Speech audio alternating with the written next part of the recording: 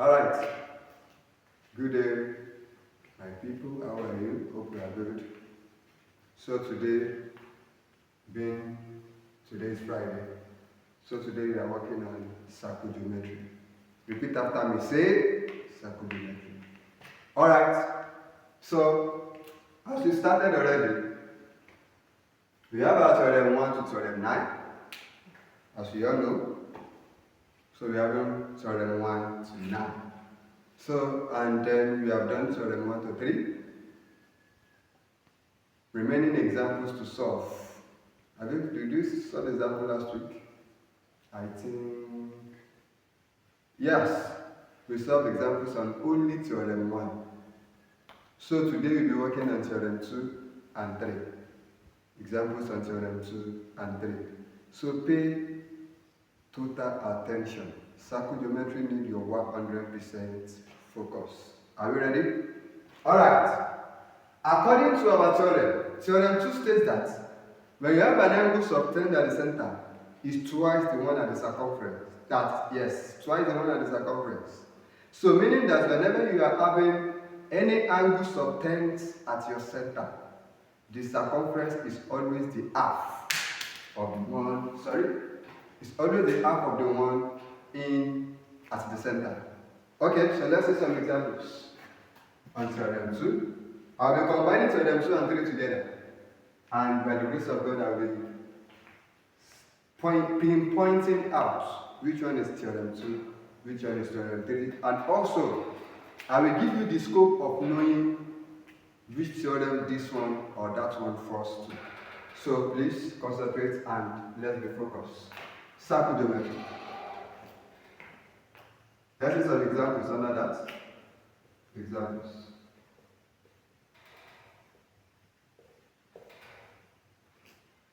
Find the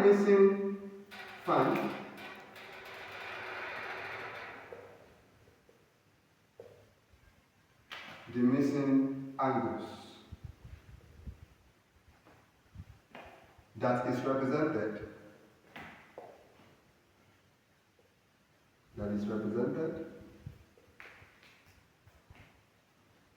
with alphabets below.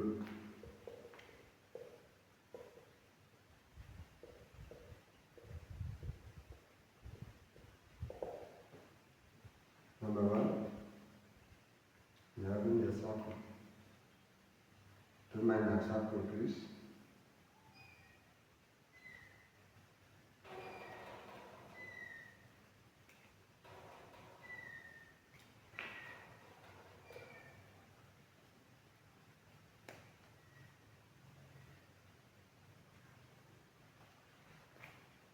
So these are A, B, C, D. These are center O. Okay, so in this place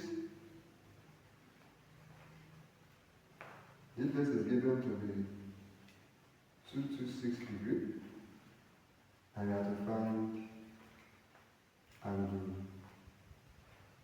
P. Angle P. You have to find angle S. Number 2.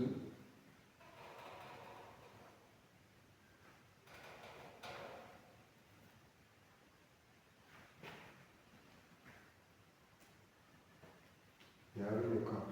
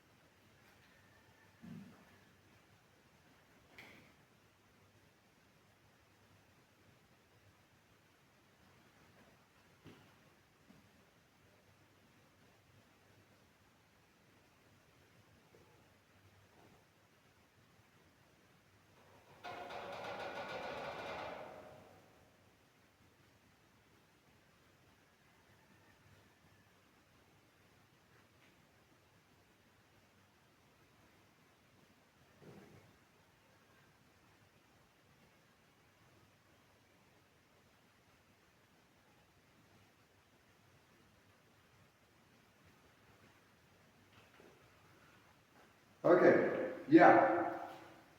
We are all see what you are solving, what you are looking for today. Let me solve these three questions today and see how we solve for our theorem 2 and 3. We have theorem 2 and 3 on the board. Our number 1 is full of theorem 2. Our number 2 and 3 is full of theorem 3. So let's see how we're going to solve that. How do I know that this is my theorem 3, this is my theorem 3, this is my theorem 2? As you can see that in this place, we are having some angles that are subtended at the center. Where we are having in your number 2, we can see that we are only having a chord that is producing an angle. And according to your theorem 3, it states that when an angle that is produced by the same chord, no matter the number of angles, so far they are touching your circumference, it is all the same. So, and that is what makes me to realize that number 2 and number 3, I'm having chord there, and I can see some angles located at the circumference. So this implies that my theorem 3 is present. Now let us see the solution.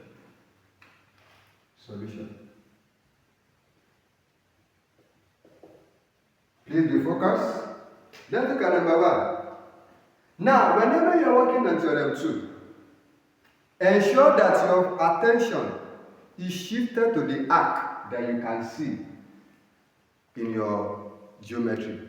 The arc that you can see in your angle is very, very important. The way the arc are being drawn is the one that is signifying which one belongs to one another. Look at this. Look at our center O that is having 2, 2, 6. You can see that the arc of center O that is 2, 2, 6 is different from the arc of P. Can we see it? Yes. And if you look at your S, look at your P. Which one is belonging to 2, 2, 6? The one that is belonging to 2, 2, 6, sorry, I made a mistake here. This should be around, let's just call this place 114. Now, if you look at your S, look at the arc of your S and look at the arc of your 114. You will see that they are looking alike, something like this. So this is showing that your S belongs to 114. While your P is like this, meaning that P is not belonging to 114. But if you look at your outside, look at this place. If I draw something like this outside, you can see that the reflex angle that is at the center is the same thing as our P. Now, with this, can we solve? Now, let's look at this. The first thing that we can actually solve here is our S. That one is straightforward. Look at your S, look at your 114. You can see that your S is located at the circumference of the circle. This implies that for me to know the value of my S is going to give me 114 divided by 2. In circle geometry, we always need your reasons. What is your reason? The reason is that my S is located at the circumference of the circle. So I will write it. Angles at the circumference.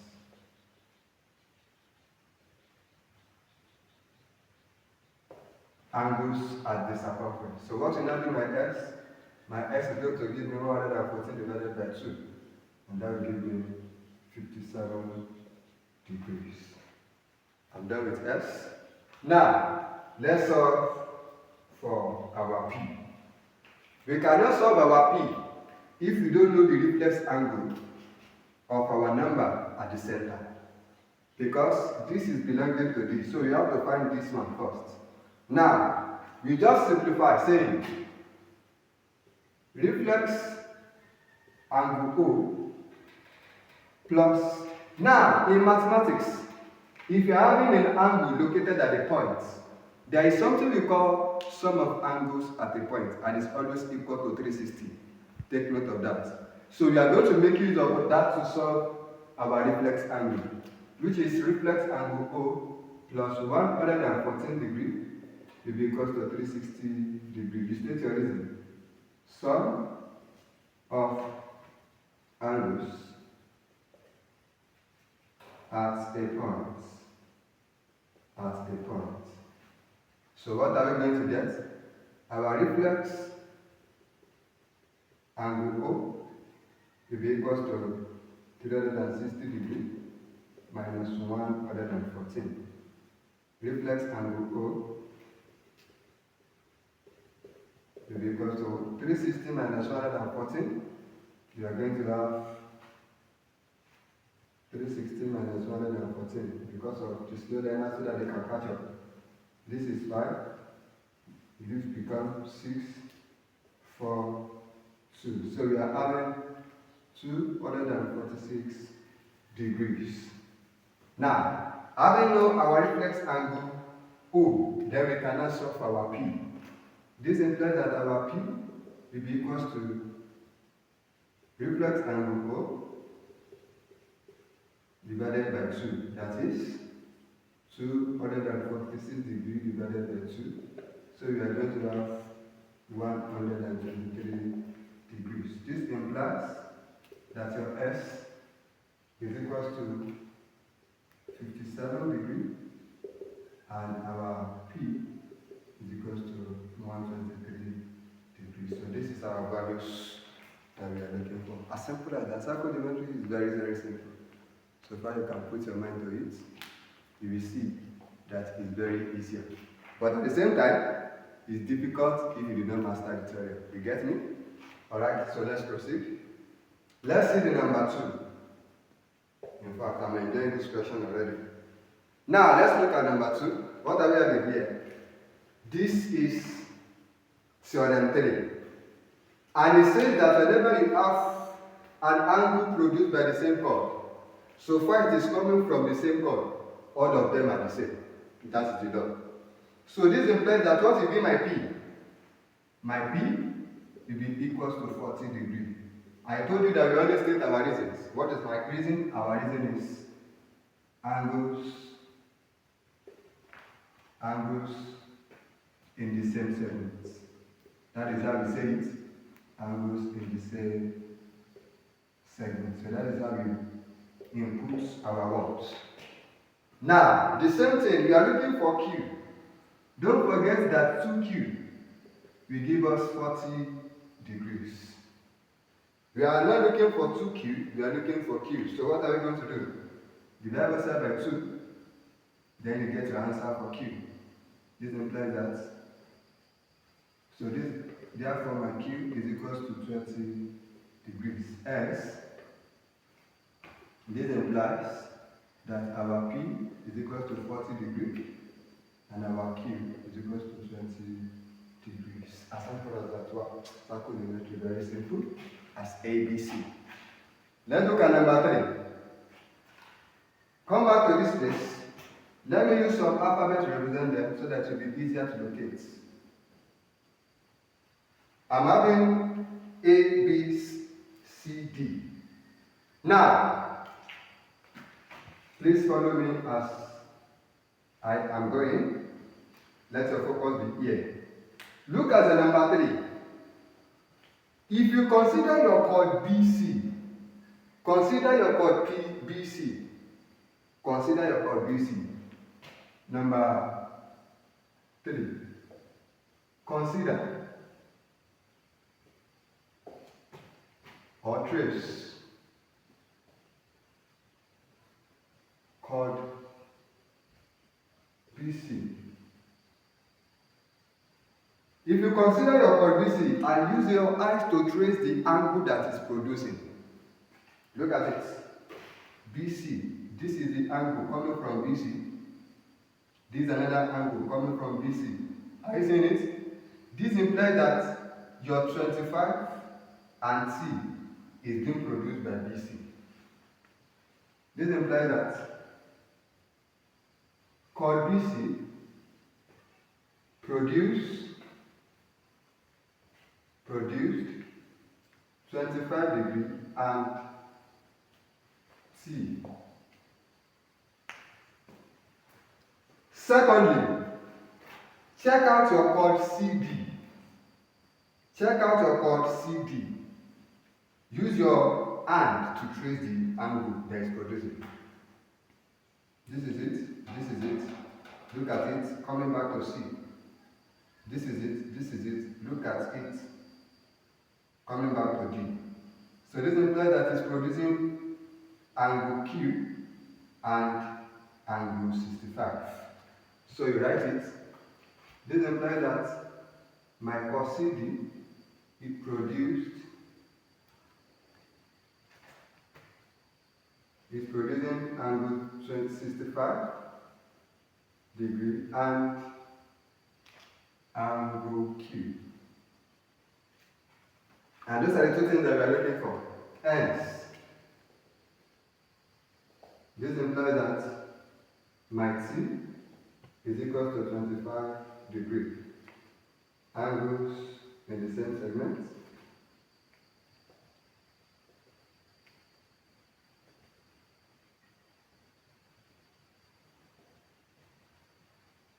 And Q is equal to 65 degrees. Angles in the same segment as well.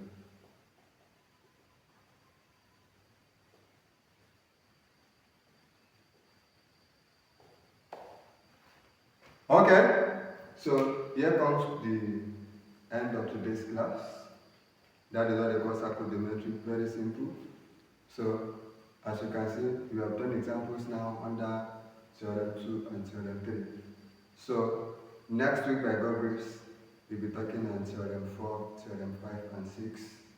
And by the grace of God, before next week, let me give you work that you work on your own.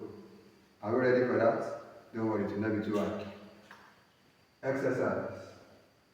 Go and practice this on your own. Find the missing alphabet.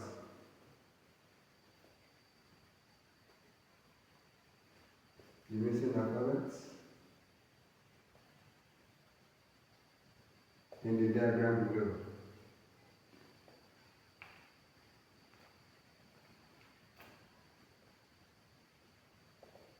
Number 1.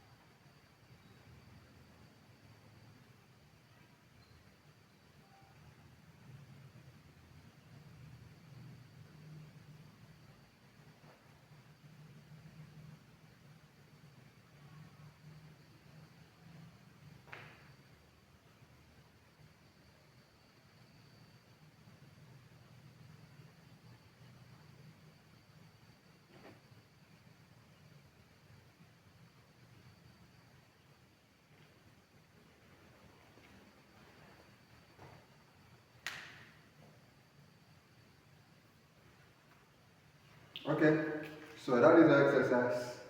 We see ourselves next week. Thank you.